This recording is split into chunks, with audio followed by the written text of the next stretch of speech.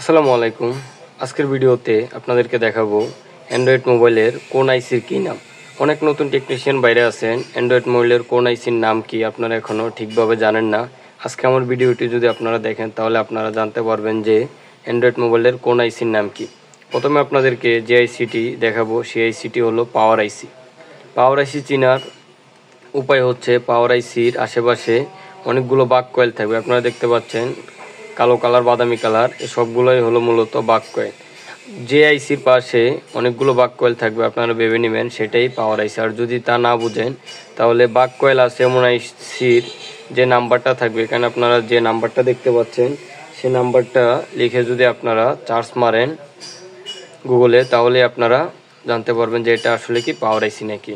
এই মোবাইল সার্কিটের মধ্যে এটাই হচ্ছে পাওয়ার আইসি। তারপর মিডিয়াটেক লেখা যে আইসিটা দেখতে পাচ্ছেন সেই আইসিটা হচ্ছে সিপিইউ। সিপিইউ মূলত তিন ধরনের হয়। বর্তমান যুগের মোবাইলগুলোতে তিন ধরনের সিপিইউ বেশি ব্যবহার করে, মিডিয়াটেক, কোয়ালকাম এবং স্পেকট্রাম।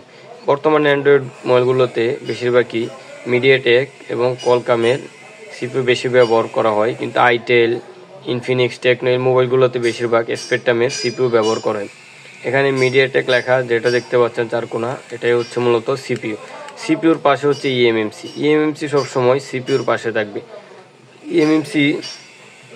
ইএমএমসি চিনার উপায় হচ্ছে ইএমএমসিতে স্কেনিক্স এই লেখাটা থাকবে বা মাঝে মধ্যে মিডিয়াটেকেরও হয়।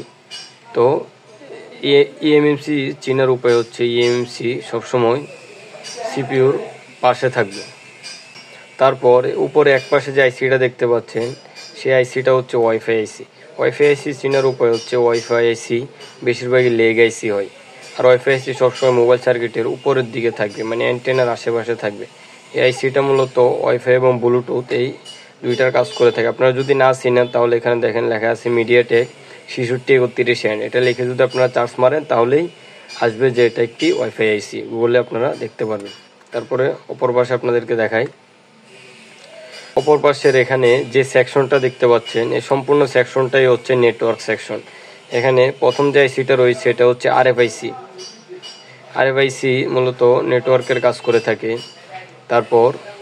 তারপর এখানে যে আইসিটা দেখতে পাচ্ছেন লেগ আইসি, এটা হচ্ছে 3G এবং 4G আইসি। 3G এবং 4G আইসি সবসময় চারকোনা বিশিষ্ট একটি আইসি হয়। এবং নিচে যে আইসিটা দেখতে পাচ্ছেন এটা হচ্ছে 2G আইসি, একে আমরা পিআইসি নামেও চিনে থাকি। এই 2G আইসিটার কাজই নেটওয়ার্ক সার্কিট অনেক গুরুত্বপূর্ণ। 2G আইসি যদি আপনারা না চিনে থাকেন তাহলে এই লম্বা ধরনের যে আইসিগুলো দেখবেন নেটওয়ার্ক সেকশনে সেটি হচ্ছে 2G আইসি।